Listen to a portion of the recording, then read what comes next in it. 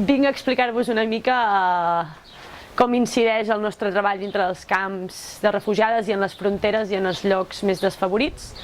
Doncs personalment penso que no canviarem el món, però sí que canviarem el dia a dia de les persones visitant aquells llocs que normalment la gent no visita, perquè són llocs que no són agradables, tot el contrari, però nosaltres tenim la força, l'energia i la voluntat de que això es coneixi aquí a Europa, de que se sàpiga que hi ha milions i milions de persones que estan atrapades per culpa de les guerres, els conflictes bèl·lics i les catàstrofes naturals.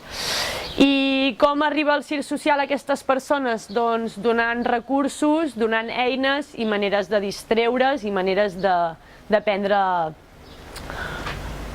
noves coses i sobretot trencar la rutina. Per mi es podria resumir, mal resumit, però trencar la rutina.